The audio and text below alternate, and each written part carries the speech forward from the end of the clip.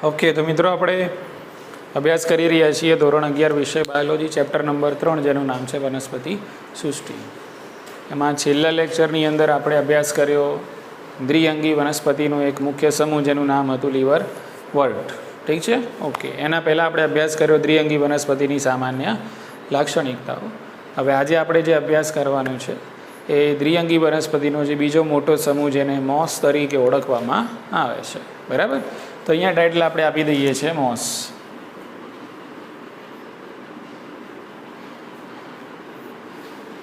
Okay, ચલો હવે એને સમજવાનો પ્રયત્ન કરીએ. હવે આ આગળના લેક્ચર ઉપરથી આપણને ખબર પડી ગઈ કે ભાઈ આ મોસ છે દ્વિઅંગી વનસ્પતિ છે. તો હું તમને કદાચ પૂછું કે ભાઈ આ દ્વિઅંગી વનસ્પતિનો મુખ્ય દેહ જન્યુજનક કે બીજાણુજનક, તો આપણે બધા જવાબ આપશું કે ભાઈ એનો મુખ્ય દેહ કેવો હોય? જન્યુજનક. કારણ કે છે તો કયો? દ્વિઅંગી જ છે ને, બરાબર? અને દ્વિઅંગીનો મુખ્ય દેહ કેવો હોય? જન્યુજનક હોય છે. બરાબર? તો પહેલી તારીફમાં આપણે એનો લખી દઈશું કે ભાઈ તેનો મુખ્ય દેહ, તેનો એટલે કે મોસનો, તેનો મુખ્ય દેહ જન્યુજનક છે. જન્યુજનક છે. ચલો, હવે દ્વિઅંગી વનસ્પતિની સામાન્ય લાક્ષણિકતામાં આપણે ભણી ગયા કે જન્યુજનક દેહ આપણે એટલા માટે કહીએ છીએ કારણ કે એ જન્યુઓ પેદા કરે છે. હા કે ના? બરાબર? હવે એ જન્યુઓનું શું થશે? ફલન થશે. એટલે કે નરજન્યુ માદાજન્યુનું ફલન કરશે, ફલિતાંડ બનશે. પછી એનું તરત જ અર્ધીકરણ થતું નથી, પરંતુ એ જન્યુજનક દેહમાંથી એક બહુકોષીય બીજો દેહ વિકાસ પામે છે, જેને તમે કહો છો બીજાણુજનક દેહ. શું કહેવાય એને? બીજાણુજનક દેહ. જન્યુજનકમાંથી કયો દેહ આવે? બીજાણુજનક દેહ અસ્તિત્વમાં આવે છે. બરાબર કે? અને આ બીજાણુજનક દેહ કેમ કીધો આપણે? કારણ કે બીજાણુજનક દેહમાંથી પેદા થતા હતા બીજાણુઓ અર્ધીકરણની પ્રક્રિયાથી, અને એ બીજાણુઓ આગળ જઈને અંકુરિત થતા હતા, અને અંકુરણ પામીને ફરીથી કઈ અવસ્થા આવતી હતી?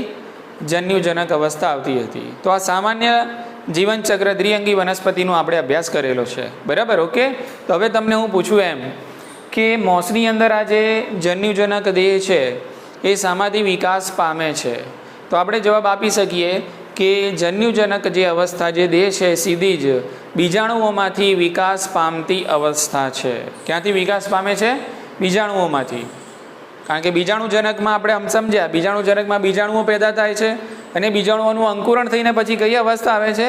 જન્યુજનક હોય. એટલે જન્યુજનકનો વિકાસ ક્યાંથી થાય છે? બીજાણુઓમાંથી થાય છે. ખ્યાલ આવી ગયો?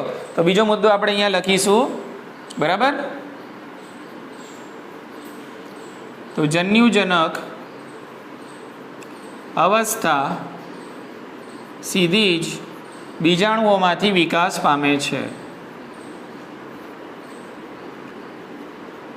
બીજાણુઓમાંથી વિકાસ પામે છે. ચાલો વધીએ આગળ. હવે આ જે જન્યુજનક અવસ્થા છે, જો આમ તો જીવનચક્રની અંદર બે અવસ્થાઓ છે, જે જન્યુજનક અને બીજી બીજાણુજનક. બરાબર? પણ અહીંયા જે જન્યુજનક છે એની પણ બે પેટા અવસ્થાઓ છે. જન્યુજનક પણ કેટલી અવસ્થાઓમાં? બે અવસ્થાઓમાં વિભાજિત છે. ઠીક છે? તો કે એ બે કઈ અવસ્થાઓ છે એના આપણે નામ લખી દઈએ. તો અહીંયા આપણે લખશું જન્યુજનક બે અવસ્થાઓ ધરાવે છે. એ જન્યુજનક પોતે પણ એક અવસ્થા તો છે જ, પણ જન્યુજનકમાં પણ બીજી બે પેટા અવસ્થાઓ આપણને જોવા મળે છે. તે બંનેના અહીંયા આપણે નામ લખી દઈશું. તો એક જન્યુજનક અવસ્થા છે, એ અવસ્થાને કહેવાય છે પ્રતંતુ. બરાબર? ઓકે, એને કહેવાય છે પ્રોટીનેમા. અંગ્રેજીમાં પ્રોટીનેમા તરીકે ઓળખવામાં આવે છે. બીજી જે અવસ્થાને કહેવાય છે પર્ણમય, એટલે કે લીફી. પર્ણ એટલે લીફ, અને પર્ણમય એટલે લીફી. બોલો, ખ્યાલ આવી ગયો? એટલે જન્યુજનક અવસ્થાના બે ભાગ સમજ્યા કે નહીં? પ્રતંતુ અવસ્થા અને પર્ણમય અવસ્થા. ઠીક છે? ચલો સમજવાનો પ્રયત્ન કરીએ કે ભાઈ આ પ્રતંતુ અવસ્થા શું કહેવા માંગે છે, અથવા તો પ્રતંતુ અવસ્થા પ્રોટીનેમાં કેવું હોય છે. બરાબર કે? તો પ્રતંતુ અવસ્થા કેવી હશે? તો એ હોય છે ભૂપ્રસારી, અથવા તમે એમ લખી શકો છો વિસર્પી. ભૂપ્રસારી અથવા તો વિસર્પી. એ જ રીતે તમે લખી શકો છો લીલી, સાકિત, અને એના નામની અંદર જ એક લાક્ષણિકતા છે, એટલે આ અવસ્થા તમને જોવા મળશે તંતુમય. તો આ પ્રતંતુ અવસ્થાની તારીફ કરી આપણે. આ પ્રતંતુ અવસ્થાની લાક્ષણિકતાઓ નીટ માટે મોસ્ટ આઈએમપી યાદ રાખજો, બરાબર. બી પ્રતંતુ પ્રોટીનેમાં કેવું હોય છે, એની લાક્ષણિકતાઓ શું છે? તો પ્રોટીનેમાં કેવું હોય છે? ભૂપ્રસારી, આમ ટટ્ટારમ ઊભું હોય નહીં, કેવું હોય? પથરાયેલું હોય જમીન ઉપર, લીલું શાખિત અને તંતુમય છે. આલી ખબર પડી ગઈ. હવે આપણે એને દોરવાનો પ્રયત્ન કરીએ છીએ, બરાબર. ઓકે, જો ભૂપ્રસારી એટલે સામાન્ય રીતે આ રીતે આપણે એને જમીન પર પાથરી દીધી. ભૂપ્રસારી વિસર્પી કેવી છે? વિસર્પી છે. ઓકે, લીલી છે તો અહીંયા સમજી લો કે આ લીલા રંગની જે છે શાખિત એટલે શાખાઓ બનાવી દઈએ. શાખાઓ બનાવી દીધી અને તાંતણા જેવી તો લાગે જ છે આપણને. બોલો, ખ્યાલ આવી ગયો? ઓકે, તો આ જે અવસ્થા છે એ જન્યુજનકની એક પેટા અવસ્થા છે. ખ્યાલ આવી ગયો ને? ઓકે, તો એ ભૂપ્રસારી, વિસર્પી, લીલી શાખિત અને તંતુમય આપણને જોવા મળે છે. આટલી ખબર પડી ગઈ. ચલો વધીએ આગળ. હવે તો પ્રતંતુ શું છે આપણને ખબર પડી ગઈ. હવે કઈ અવસ્થા આવશે? પર્ણમય અવસ્થા આવે છે, બરાબર. ઓકે, હવે પર્ણમય અવસ્થા શામાંથી પેદા થાય છે? તો તમે જુઓ અહીંયા, જો આ જે મારું માર્કર ફરે છે, બરાબર, આ જે તંતુ છે મુખ્ય, એને કહેવાય પ્રાથમિક તંતુક. શું કહેવાય? પ્રાથમિક તંતુક. અને એમાંથી જે બીજા તંતુકો નીકળે છે આ રીતે પાર્શ્વીય કલિકાઓ સ્વરૂપે, આ જે તંતુઓ નીકળે છે આને કહેવાય દ્વિતીયક તંતુક. શું કહીશું આને? દ્વિતીયક તંતુક. ઓકે, એટલે આ પર્ણમય અવસ્થા છે એ શામાંથી પેદા થાય છે? તો પર્ણમય અવસ્થા છે એ દ્વિતીયક તંતુકમાંથી ઉદ્ભવે છે. આ ખાસ યાદ રાખજો. પર્ણમય અવસ્થા દ્વિતીયક તંતુકમાંથી ઉદ્ભવે છે, પ્રાથમિક તંતુકમાંથી ઉદ્ભવતી નથી. ખ્યાલ આવી ગયો?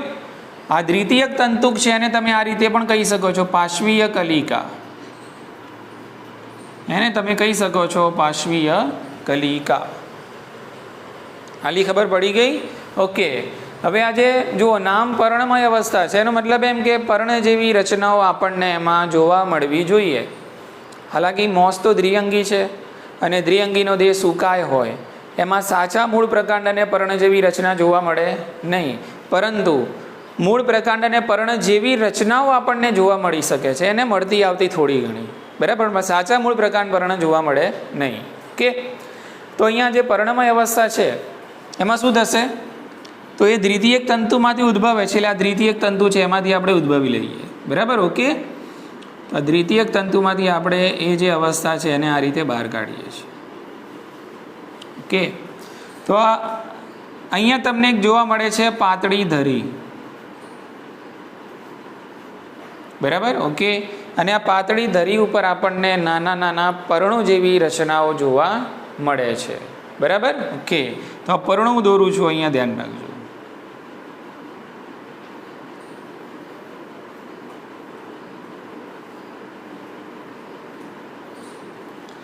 બોલો, ખ્યાલ આવી ગયો? ઓકે, તો આ જે અવસ્થા નીકળી એને શું કહીશું આપણે? પર્ણમય અવસ્થા. ક્લિયર ને? ઓકે, તો અહીંયા આપણે લખીશું કે ભાઈ દ્વિતીયક તંતુમાંથી આ અવસ્થા ઉદ્ભવે છે, બરાબર. ઓકે, અને આપણને જોવા મળે છે પર્ણો, પર્ણો જેવી રચનાઓ પાતળી ધરી ઉપર,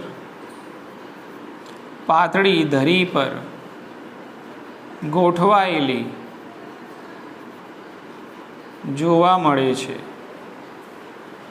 બોલો, ખ્યાલ આવી ગયો? ઓકે,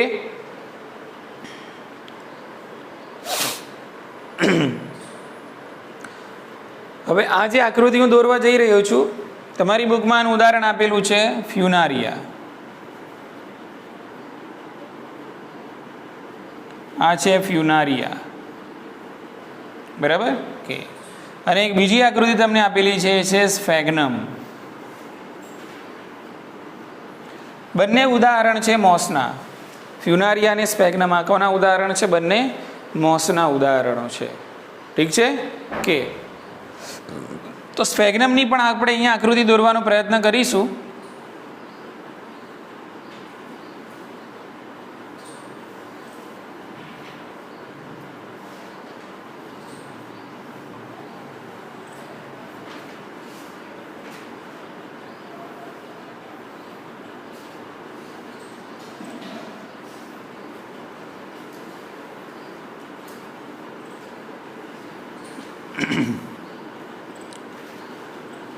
આ જે નાની નાની જે રચનાઓ દોરી રહ્યો છું એ પર્ણમય રચનાઓ.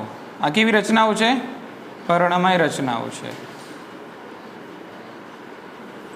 ઓકે, તો આ જે આકૃતિ મેં આછી પાતળી સમજવા માટેની આકૃતિ દોરેલી છે કોની છે? સ્ફેગ્નમની છે. જ્યારે આ આકૃતિ શું છે? ફ્યુનારિયાની છે. બરાબર. ઓકે, અહીંયા પણ આ રીતે તમે જન્યુજનકની પહેલી અવસ્થા છે દર્શાવી શકો છો આ રીતે. બરાબર. તો આ જે અવસ્થા છે પહેલી, બરાબર, એને આપણે કહીએ છીએ પ્રતંતુ. શું કહીશું? પ્રતંતુ. અને આ જે પ્રતંતુનો આ જે દ્વિતીયક તંતુ છે એમાંથી એક બીજી અવસ્થા બહાર આવે છે, એક બીજી અવસ્થા બહાર આવે છે જેને આપણે કહીએ છીએ પર્ણમય અવસ્થા, જેમાં તમને બંનેમાં તમને પર્ણો જોવા મળે છે. અને આ પર્ણો કોના ઉપર ગોઠવાયેલા છે? આ પર્ણો છે પાતળી ધરી ઉપર ગોઠવાયેલા આપણને જોવા મળે છે. ક્લિયર ને? તો આટલું તમારે યાદ રાખવાનું. કઈ અવસ્થામાં? જન્યુજનક અવસ્થામાં. બરાબર ને? ઓકે, હવે જન્યુજનક અવસ્થામાંથી કઈ અવસ્થા આવે?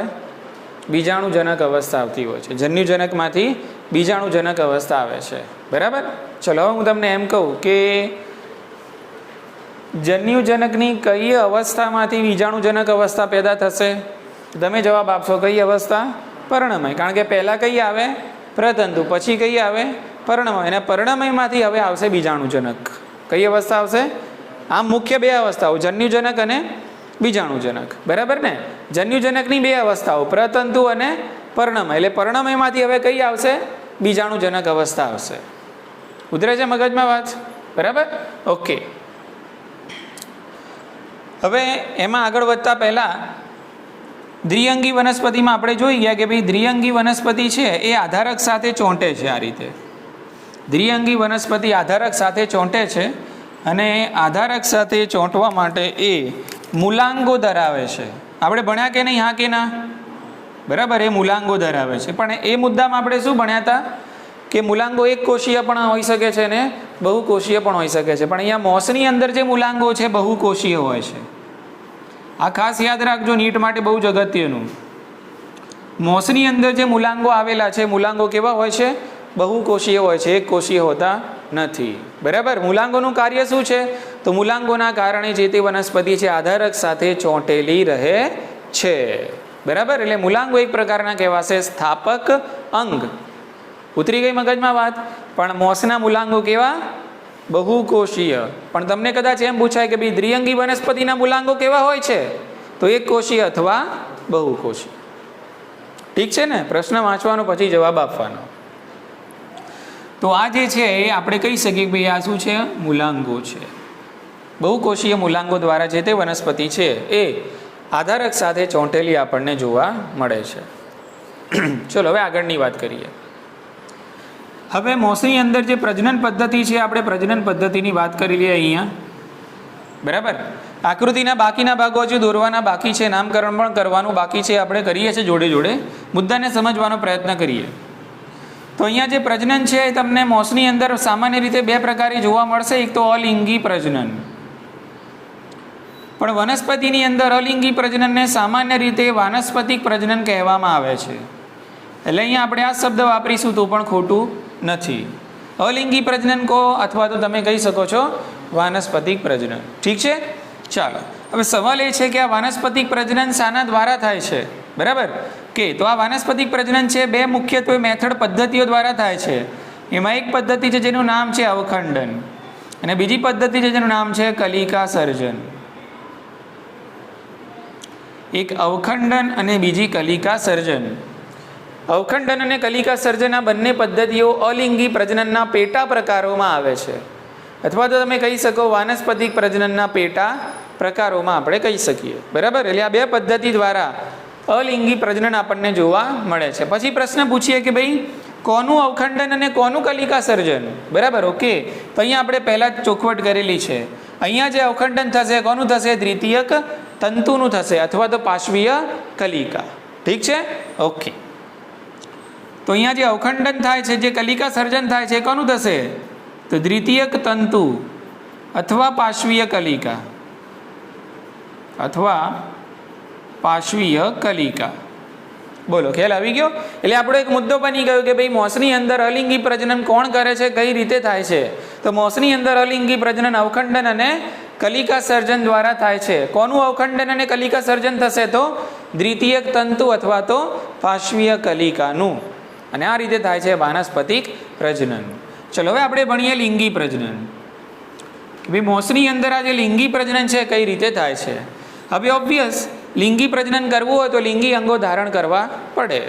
લિંગી અંગો ધારણ થાય એટલે એમાંથી પેદા થાય નરજન્યુ અને માદાજન્યુ. લિંગી અંગો કયા છે આપણે આગળ ભણી ગયા? સ્ત્રીજન્યુધાની અને પૂજન્યુધાની. હા કે ના? બરાબર ને? સ્ત્રીજન્યુધાનીમાં અંડકોષ પેદા થાય, પૂજન્યુધાનીની અંદર નરજન્યુ પેદા થતા હોય છે. પછી નરજન્યુ માદાજન્યુનું ફલન કરે છે. આ પેટર્ન છે એક કોની અંદર? લિંગી પ્રજનનની આ એક પેટર્ન છે. બોલો, સમજી રહ્યા છો બધા? ઓકે. એટલે સૌથી પહેલા કયા અંગો ધારણ કરવા પડે? લિંગી અંગો ધારણ કરવા પડે. ઓકે, તો અહીંયા આપણે લખીશું લિંગી અંગો ધારણ થાય છે. લિંગી અંગો ધારણ થાય છે. લિંગી અંગો કયા? તો લિંગી અંગોમાં સ્ત્રીજન્યુધાની અને એ જ રીતે પૂજન્યુધાની. હવે પ્રશ્ન થાય કે ભાઈ આ લિંગી અંગો ક્યાં પેદા થાય છે? ઓબ્વિયસ લિંગી અંગો પેદા થવાના જન્યુજનક અવસ્થામાં. કઈ અવસ્થામાં? જન્યુજનક અવસ્થામાં લિંગી અંગો પેદા થાય છે. કારણ કે એમાંથી જ જન્યુ પેદા થવાના ને, એટલા માટે જ આપણે અવસ્થાને કીધું જન્યુજનક અવસ્થા. બરાબર? ઓકે. તો જન્યુજનક અવસ્થાની એક બીજી અવસ્થા છે જેને આપણે કહીએ છીએ કઈ? પર્ણમય અવસ્થા. બરાબર? ઓકે. તો પર્ણમય પ્રરોહની ટોચે લિંગી અંગો પેદા થાય છે. એટલે અહીંયા આ શું કહેવાય? પર્ણમય પ્રરોહ. અહીંયા આ બધું શું કહેવાય? પર્ણમય પ્રરોહ. બોલો, ખ્યાલ આવી ગયો? તો પર્ણમય પ્રરોહની ટોચે શું પેદા થશે? સ્ત્રીજન્યુધાની અને પૂજન્યુધાની, અર્થાત આપણે કહી શકીએ લિંગી અંગો પેદા થાય છે. બરાબર? કે તો અહીંયા આપણે પહેલા બંનેને સેન્ટરમાં લાવીને મુદ્દો બનાવી દઈએ કે પર્ણમય પ્રરોહની ટોચે. બેઠું વાક્ય યાદ રાખજો. બરાબર? બેઠું જ પૂછાય છે નીટની અંદર. પર્ણમય પ્રરોહની ટોચે બી યાદ રાખવાનું, આ ટોચે બી પૂછાય. બોલો, ખ્યાલ આવી ગયો? ઓકે. તો પર્ણમય પ્રરોહની ટોચે લિંગી અંગો પેદા થાય છે.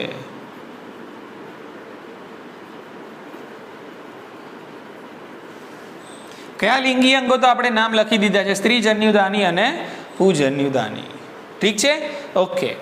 તમને જે સ્પેગ્નમની બુકની અંદર આકૃતિ આપેલી છે, આકૃતિની અંદર ઓકે આ જે શાખાઓ બતાવેલી છે આ શાખાઓ છે.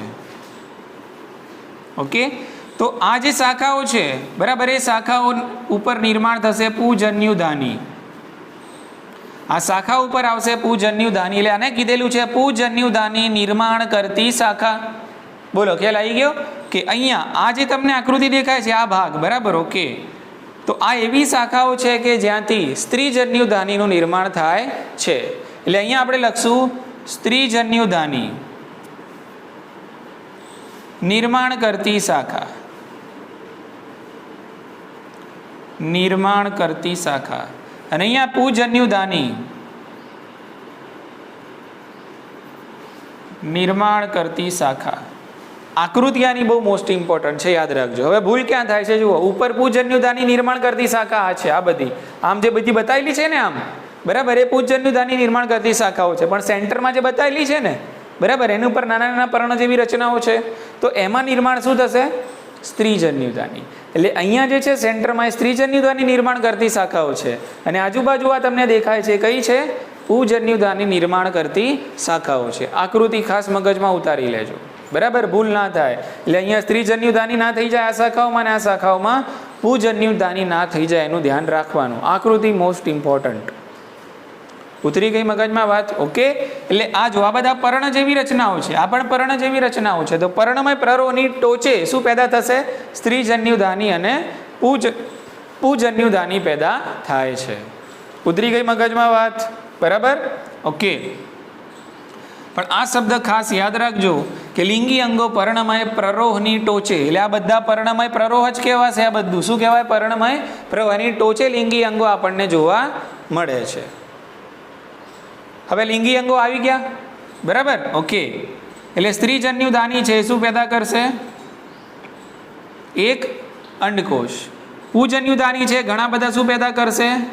નર જન્યુ. બરાબર? હવે નરજન્યુ પાણીના માધ્યમ દ્વારા, કારણ કે નરજન્યુ તો કેવા હોય છે? દ્વિકશાધારી. એટલે પાણીના માધ્યમ દ્વારા કોની તરફ જશે? અંડકોષ તરફ જશે. નરજન્યુ અંડકોષનું શું કરશે? ફલન. ફલનના થકી શું બનશે? ફલિતાંડ. શું બનશે? ફલિતાંડ. આપણે આગળના મુદ્દાઓમાં ભણી ગયા કે ભાઈ અંડકોષ અને નરજન્યુ આ બંને કોઈ પણ જન્યુ હોય, જન્યુ હંમેશા એકીય હોય. શું હોય? એકીય. અને જન્યુઓનું જ્યારે યુગ્મન થાય તો એને કહેવાય છે ફલન. જન્યુઓના જોડાણની પ્રક્રિયાને શું કહે છે? ફલન કહે છે. બરાબર. અને આ જે ફલનના કારણે જે ફલિતાંડ બને છે એ ફલિતાંડ કેવું હોય છે? દ્વિકીય. બોલો, ખ્યાલ આવી ગયો? ઓકે. હવે આપણે આગળના મુદ્દામાં ભણી ગયા કે ભાઈ ફલિતાંડ છે તરત જ અર્ધીકરણ પામતું નથી, પણ ફલિતાંડનું વિભાજન થઈને એક બહુકોષીય બીજાણુજનક અવસ્થા પ્રાપ્ત થાય છે. એટલે અહીંયા જે ફલિતાંડ છે એમાંથી કઈ અવસ્થા પેદા થશે? હવે બીજાણુજનક. બોલો, ખ્યાલ આવી ગયો? ઓકે.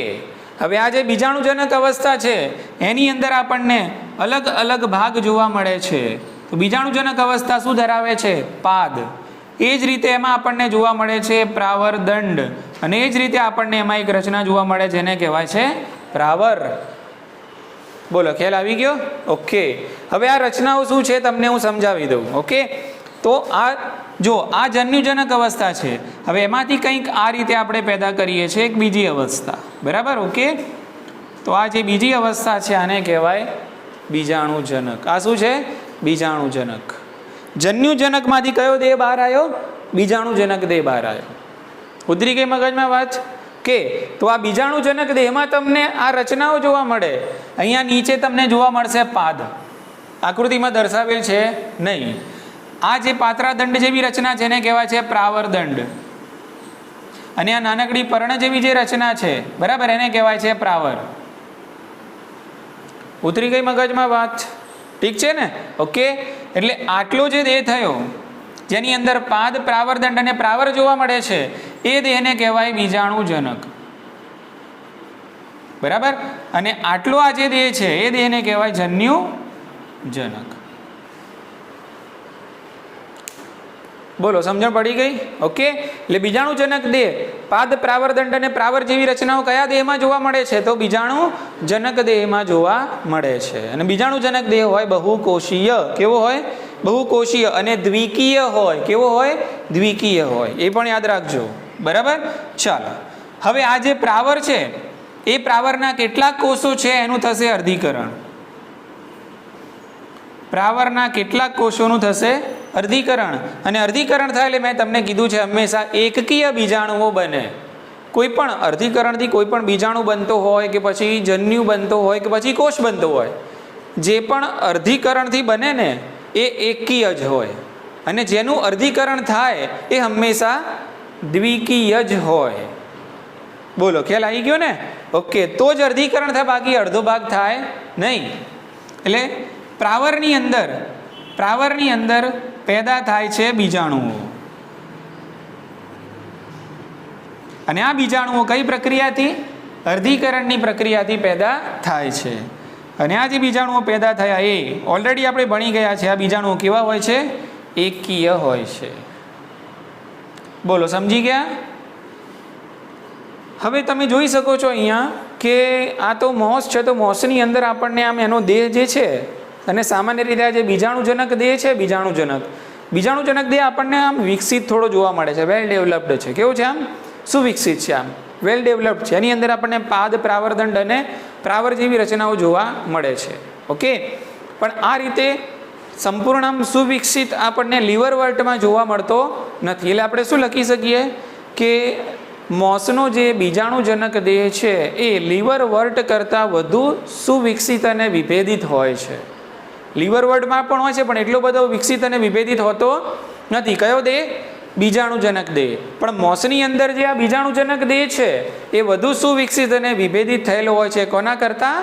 લીવરવર્ટ કરતાં. એટલે દેશી ભાષામાં કહીએ બરાબર તો બીજાણુજનક દેહની બાબતે લીવરવર્ટ કરતાં મોસ પહેલો નંબર લઈ જાય છે. ઉતરી ગઈ મગજમાં વાત? ઓકે. તો અહીંયા વાક્ય લખવું જરૂરી છે. બરાબર. ઓકે. તો જુઓ, આ પ્રાવરમાંથી શું પેદા થાય છે? એકીય બીજાણુઓ પેદા થાય છે, ઠીક છે, ઓકે. અને આ બીજાણુઓ છે પછી અંકુરિત થશે, બીજાણુઓ અંકુરિત થાય છે અને અંકુરિત થઈને બીજાણુઓમાંથી પછી કઈ અવસ્થા ફરીથી આવશે? જન્યુજનક.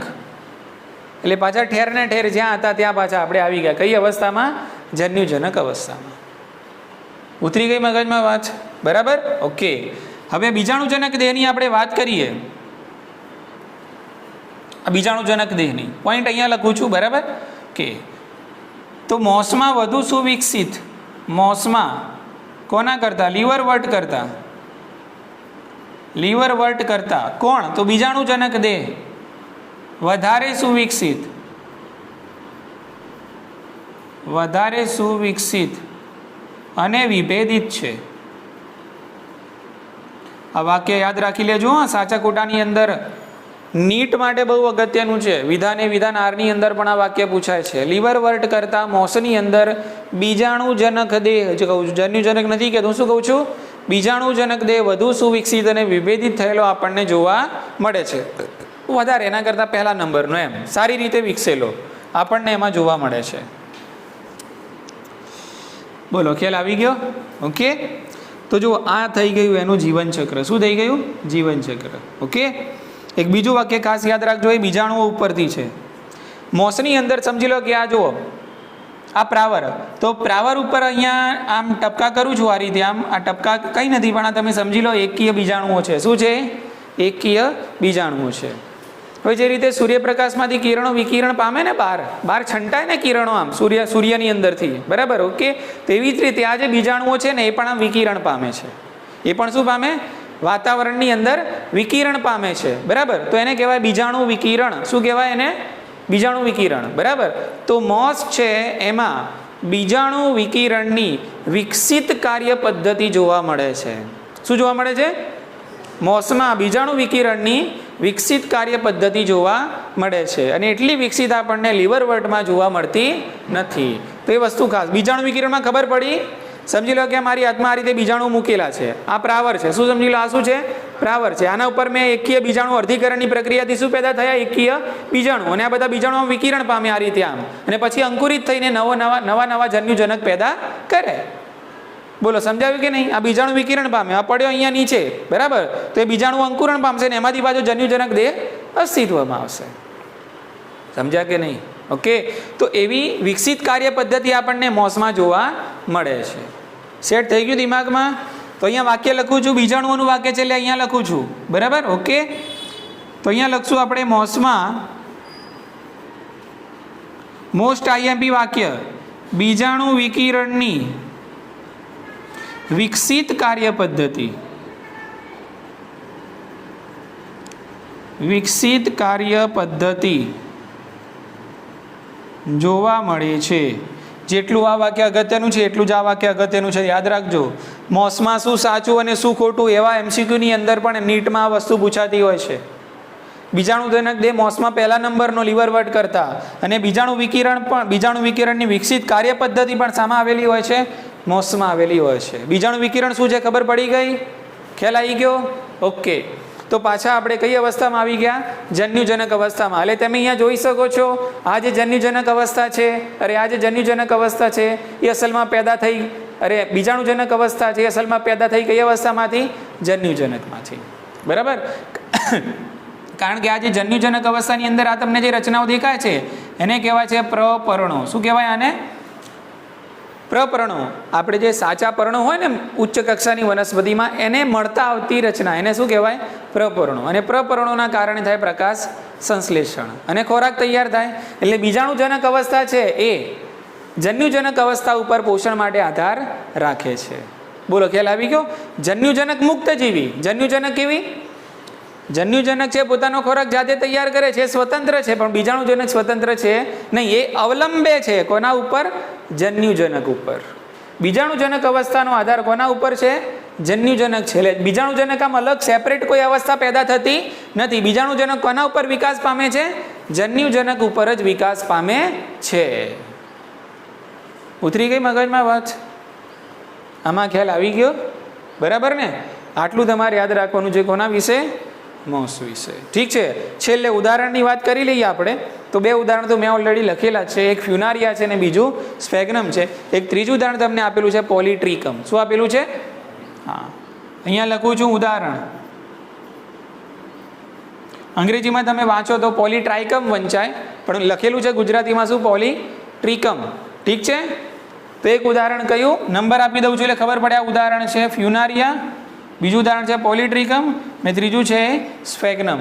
તો આ 3 મોસના સામાન્ય ઉદાહરણો આપણને જોવા મળે છે. ઠીક છે, ચલો 1 મિનિટમાં કન્ક્લુઝન કરી લઈએ. મોસ, તેનો મુખ્ય દેહ કેવો છે? જન્યુજનક. ફ્યુનારિયામાં જો આટલો દેહ જન્યુજનક છે, આ સ્ફેગ્નમનો આખો દેહ કેવો બતાવ્યો છે? જન્યુજનક. યાદ રાખજો, આ કયો છે? સ્ફેગ્નમનો જન્યુજનક જ દેહ બતાવ્યો છે અહીંયા આકૃતિમાં, બીજાણુજનક દેહ બતાવ્યો નથી. ખબર પડી? જ્યારે ફ્યુનારિયામાં બંને દેહ બતાવ્યા છે, બીજાણુજનક પણ છે અને જન્યુજનક પણ છે. અહીંયા પણ હોય છે પણ બતાવ્યો નથી. ઉતરી મગજમાં વાત? હા. જન્યુજનક અવસ્થા શામાંથી પેદા થશે? તો જુઓ અહીંયા જન્યુજનક અવસ્થા પેદા થઈ શામાંથી? બીજાણુમાંથી. અહીંયા લખી જન્યુજનક અવસ્થા સીધી બીજાણુમાંથી પેદા થાય છે. જન્યુજનક અવસ્થાના પણ 2 અવસ્થાઓ, પ્રતંતુ અને પર્ણમય. પ્રતંતુ કેવી હોય છે? તો ભૂપ્રસારી, વિસર્પી, લીલી શાખિત અને તંતુમય આપણને જોવા મળે છે. આકૃતિ દોરીને આપણે સમજવાનો પ્રયત્ન કર્યો. ચલો, પર્ણમય અવસ્થા કેવી હોય છે? શામાંથી પેદા થાય છે? દ્વિતીયક પ્રતંતુમાંથી પેદા થાય છે. અને આમ ઊભી હોય. આ કેવી હોય છે? ઊભી. એટલે આપણે લખી શકીએ કે ભાઈ અહીંયા જે પર્ણો પેદા થાય છે એ તમને જોવા મળશે ટટ્ટાર અને કુંતલાકાર. કેવા જોવા મળશે?